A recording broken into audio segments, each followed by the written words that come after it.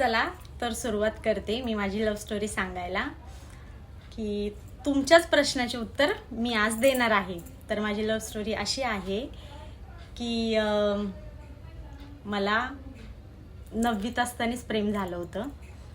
मी 9वी मध्येच होते आणि माझं घर ह्या चाळीमध्ये आणि एक चाळी सोडून माझ्या मिस्टरांचं घर होतं आणि मग ते मी माझ्या आत्याच्या घरी राहायचे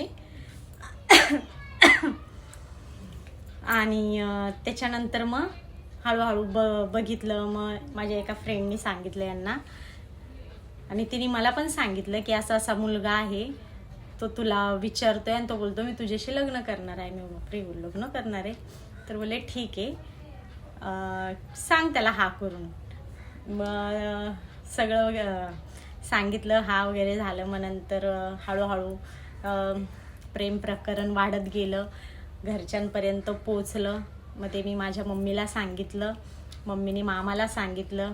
मग मामांनी त्यांना त्यांच्या आईला बोलवून घेतलं आणि आम्हा दोघांना पण विचारलं तुम्हाला एकमेकांशी लग्न करायचं आहे का? तर लगेच आम्ही हा बोललो आणि मग आमचं लग्न करून दिलं। आणि मग लग्न झाल्यानंतर पण खूप म्हणजे असं मग घरच्यांनी करून दिल्याच्या नंतर मग मस्त आमचं लग्न वगैरे झालं सगळ्यांच्या सहमतीने। आणि मग मी यांच्याकडे आले राहायला।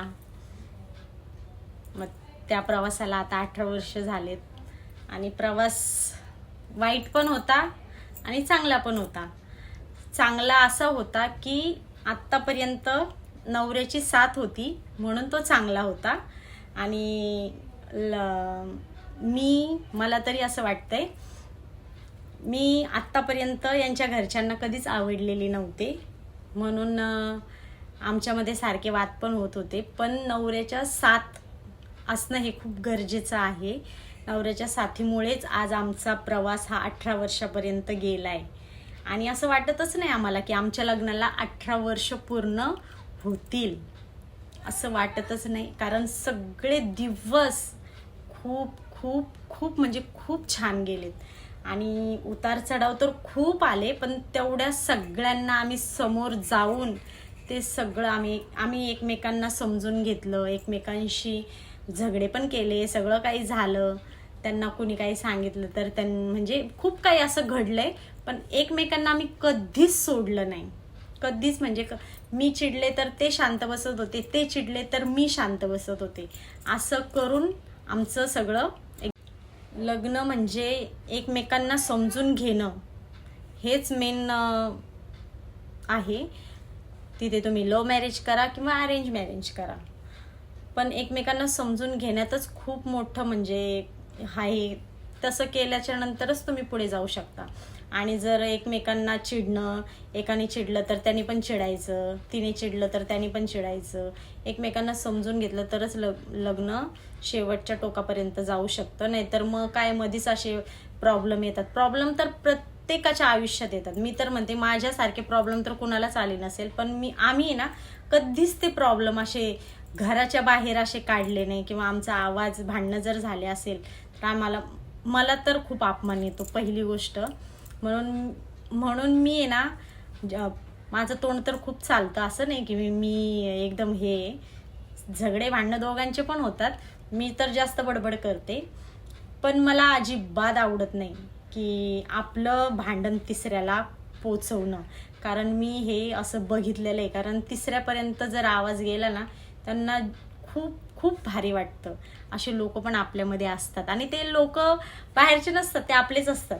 म्हणून ना आपणच समजून घेतलं पाहिजे, नवऱ्यानी पण आणि आपण स्वतःही समजून राहिलं पाहिजे, तरच फायदा आहे। आम्हाला तर असं वाटतं आमचं लग्न तर आता मी जर कुणाला सांगितलं ना माझ्या लग्नाला एवढे वर्ष झालेत तर कुणालाच विश्वास पटत नाही।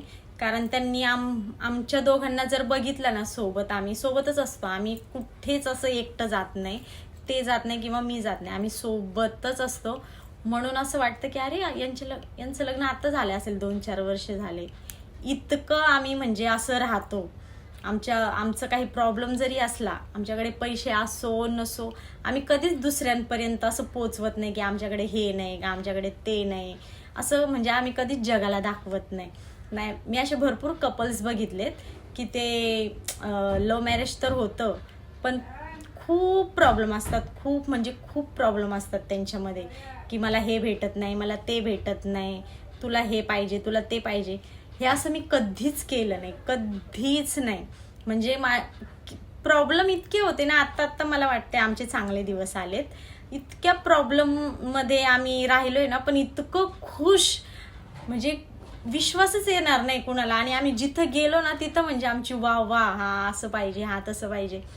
कारण समजून हे नवऱ्याने पण घेतलं पाहिजे आणि बायकोनी पण घेतलं पाहिजे. एकानी पसारा पांगवला ना तर एकानी असा आवरला पाहिजे, नाही तर दोघं पांगवत गेले ना तर तो पसाराच होतो.